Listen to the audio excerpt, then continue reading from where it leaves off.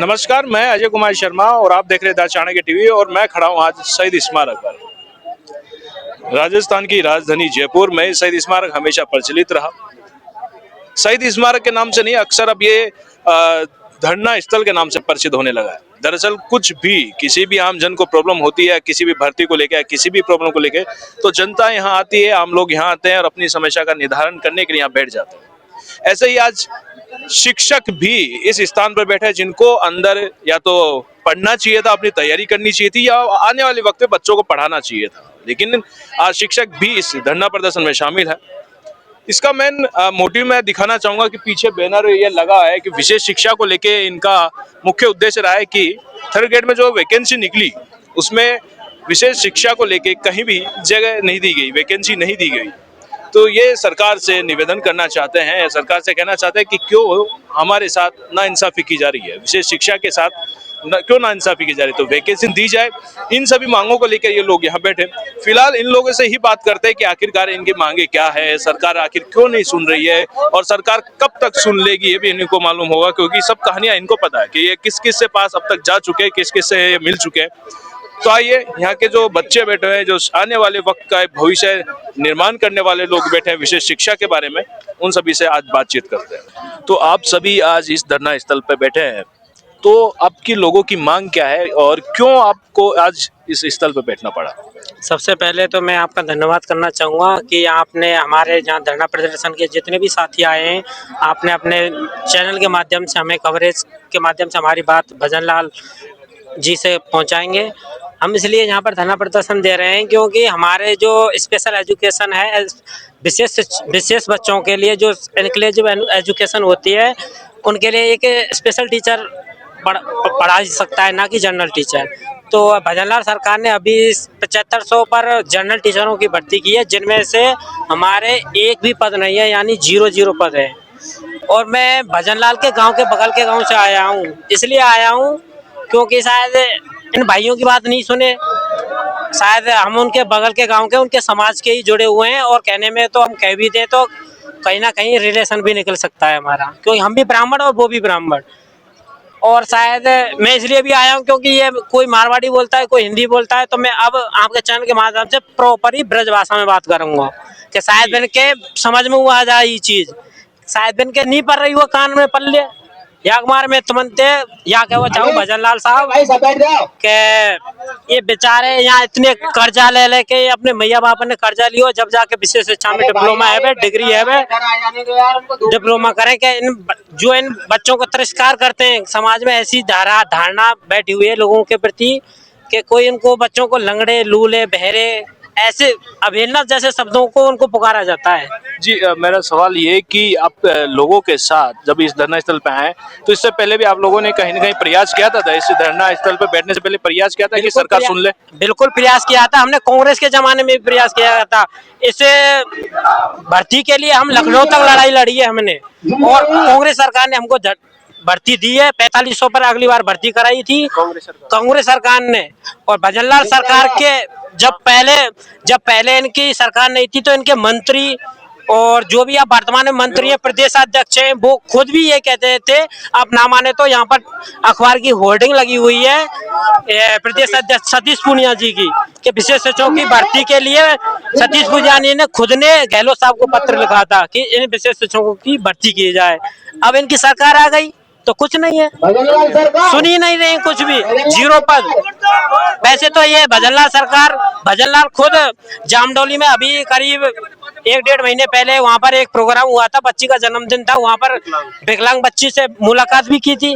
वैसे तो वहाँ इनकी इनक्लूसिव एजुकेशन और इनकी बातें करते हैं ये, और अब भर्ती की बात आई है तो बिल्कुल चुप्पी साध जाते हैं। क्या है ये? तो क्यों ये भर्ती नहीं दे रहे? इसका भी तो कारण उन्होंने कहीं ना कहीं रखा होगा, आप लोगों से बातचीत की होगी। कारण कुछ भी नहीं है, अगर मन में लालसा हो तो भाई साहब भर्ती भी आ जाती है, मन में लालसा हो तो भर्ती भी दे जाती है। गहलोत साहब ने क्यों दे दी? गहलोत साहब ने भी तो दी थी भर्ती। सामान्य की नहीं दे रहे तो विशेष की क्यों देंगे? सामान्य शिक्षा में 7,500 पद दे रहे हैं, तो विशेष में कहाँ देंगे? इनको इतनी लालच हो गई कि एक शिक्षक कितना कितना पैसा खाएगा इनकी गवर्नमेंट का, क्या क्या लेगा, वो इतना आगे तक का सोच के ये हमारे साथ वो कर रहे हैं, कुताराघात कर रहे हैं। और आज आपके चैनल के माध्यम से मैं कहना चाह रहा हूँ कि विशेष शिक्षा में ये आने वाले फ्यूचर को, आने वाले समय को बिल्कुल बर्बाद करना चाह रही है बीजेपी गवर्नमेंट। तो हम चाहते हैं कि इसमें इस भर्ती में हमारे 5,000 पद सृजित हो विशेष शिक्षा के।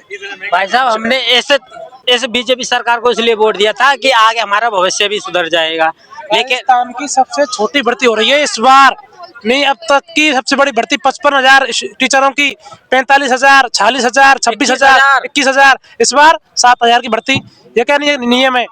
स्पेशल एजुकेशन बताती है 0 पद, कम से कम यार तुम 5,000 पद तो लगा सकते हो। हर राज्य में भर्ती चल रही है, सुप्रीम कोर्ट की गाइडलाइन है कि हर स्टेट में स्पेशल एजुकेशन के पद निकलेंगे और हर स्टेट पद निकल रहा है, लेकिन राजस्थान की बताती है 0 पद। इस बार 0 पद दिए। मैं आपके माध्यम से कहना चाहता हूँ भल्लाल सरकार को, इस बार हमारे पद दे दो, हम नहीं उठेंगे यहाँ से जब तक नहीं जाएंगे, जब तक हमारे पद नहीं आएंगे।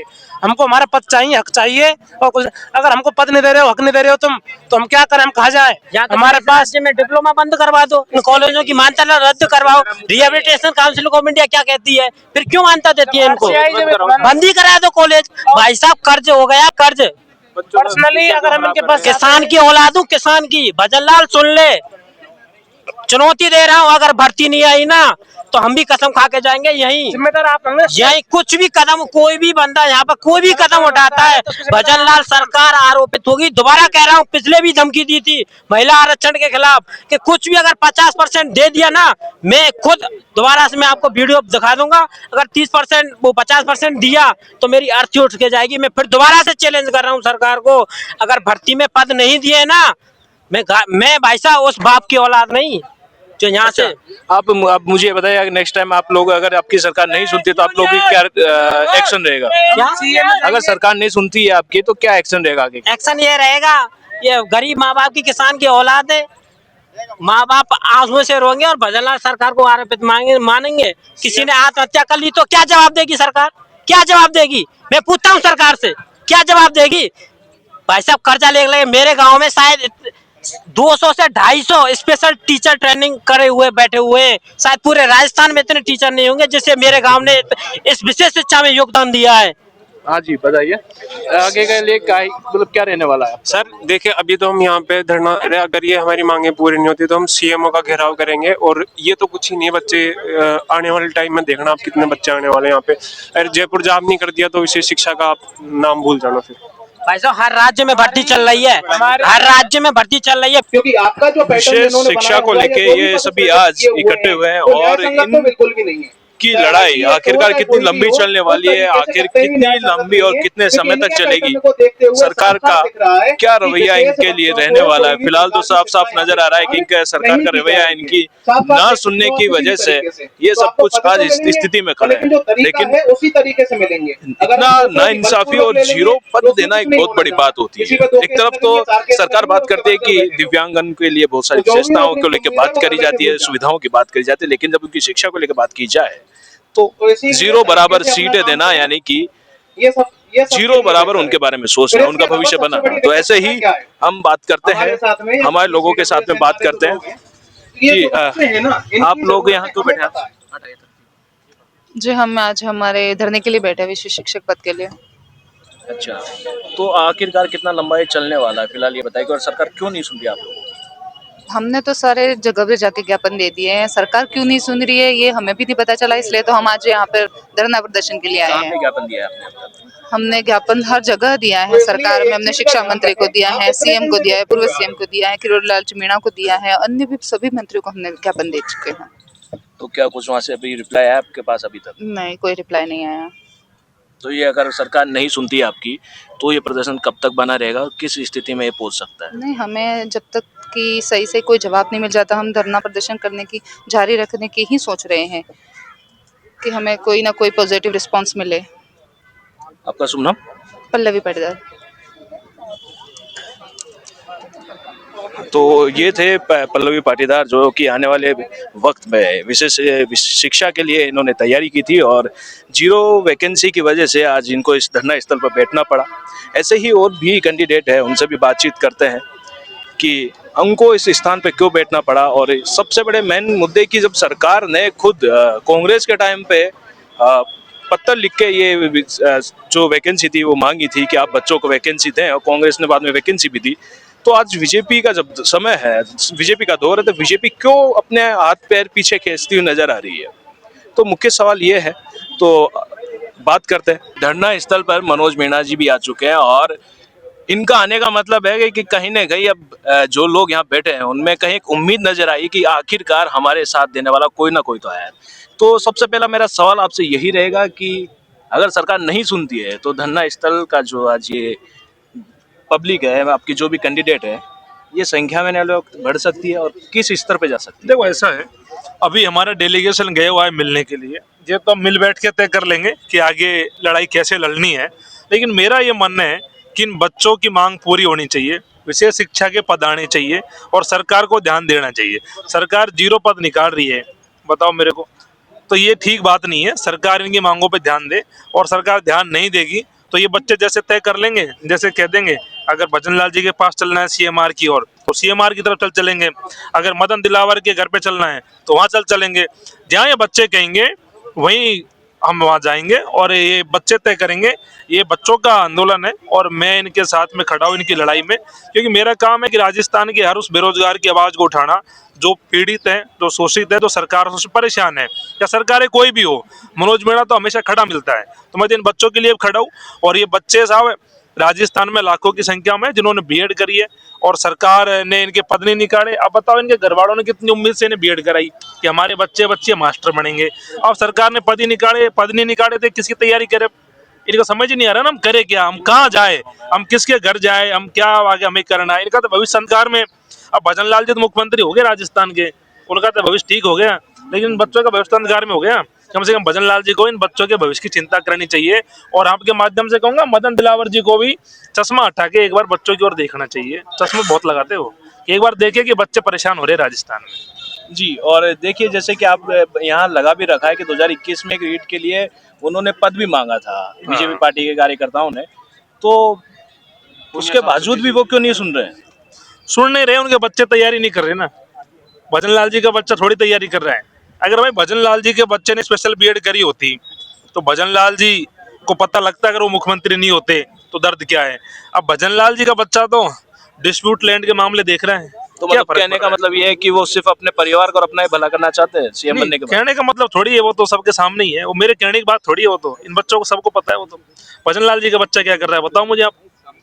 भाई सबको पता है कि भजन लाल जी का बच्चा जमीन के मामला में थोड़ा सा इंटरेस्टेड है और वो अपने काम में लगे हुए हैं। लेकिन मैं कह रहा हूँ चलो तुम जो भी करो, कोई जमीन के मामले सुलटाओ कि और मामले सुलटाओ, हमें क्या मतलब है। हम तो कह रहे हैं इन बच्चों की भर्ती निकाल दो, जिससे इन बच्चों को भी ये रहे कि यार हमारे बारे में सरकार सोच रही है, सरकार हमारे लिए भी काम कर रही है। और सरकार की संवेदनाएं बिल्कुल मर गई। बताओ ये बच्चे आप दरबार पे बैठे, ये शहीद स्मारक एक ऐसी जगह है जो पूरे प्रदेश में यहाँ आंदोलन होते हैं। पूरे प्रदेश में, राजस्थान में, जयपुर में, राजधानी में एक ही जगह चिन्हित है, वो शहीद स्मारक है बच्चों का आंदोलन करने के लिए। अभी डेलीगेशन हमारा गया है, सरकार के मानो घर आए, हम सरकार के घर पे बैठे हैं और फिर सरकार अगर सुनवाई नहीं करें तो ठीक बात नहीं है। और अभी हनुमान बेनीवाल जी भी आवाज पे आ गए, अभी मैं जाऊंगा बात करने। और मेरा मन है कि हनुमान बेनीवाल जी भी एक बार बच्चों के बीच में यहाँ पहुंचे और बच्चों की मदद करें इस लड़ाई में, बच्चों को न्याय दिलाएं। और हम सब साथ में और प्रयास करेंगे पूरा कि बच्चों को न्याय मिले। जी, तो सबसे बड़ा सवाल अब मेरा ये रहेगा कि जब बच्चे विशेष अपनी तैयारी कर रहे हैं तो सरकार एक तरफ तो वैकेंसी 0 कर रही है, दूसरी तरफ हमारे सीएम साहब जाते हैं, कहाँ जा रहे हैं? दिव्यांगन बच्चे हैं उनको सम्मानित करते हैं, उनके सेवा पूजा कर रहे हैं एक तरफ दिखाने के लिए। तो ऐसा आखिर सीएम साहब का मतलब रुझान किस तरफ दिखाई पड़ रहा है आपको, कि सीएम साहब दिखाना चाह रहे हैं या फिर चीजों को बचाना भी चाह रहे हैं? सीएम साहब का रुझान फोटो और रील की तरफ है। सीएम साहब दिव्यांग बच्चों के पास इसलिए जाते हैं उनकी अच्छी रील बन जाए, उनके फोटो खिंच जाए कि मैं दिव्यांग बच्चों का विचार कर रहा हूँ, उनके लिए सोच रहा हूँ। नहीं, अगर वो दिव्यांग बच्चों के लिए सोचते तो उनकी शिक्षा जरूरी है। बिल्कुल, जिन्होंने इसकी पढ़ाई करी है उनका मास्टर बनना जरूरी है। तो कम से कम भर्ती निकालते हैं ना, वो कहाँ निकाल रहे हैं भर्ती? भजन लाल जी जहाँ जाते हैं या तो कहीं पेड़ लगाएंगे एक, जिसमें पानी देते की फोटो आएगी, क्या मोर को चना खिलाते की फोटो आएगी, क्या गाड़ी में से दिल्ली जाते की फोटो आएगी। ये 3-4 काम ही वो कर रहे हैं 2.5 साल में। कोई विशेष काम जनता के लिए नहीं कर पा रहे। अब क्या कारण है कि उनका इंटरेस्ट नहीं है, किसी ने मना कर रखा है, क्या मामला है मुझे नहीं पता, लेकिन इन बच्चों की ओर ध्यान देना चाहिए जिससे इनके पद आए और दिव्यांग बच्चों का भविष्य उज्जवल हो सके। आज ये बताओ प्रदेश में दिव्यांग बच्चे कितने हैं?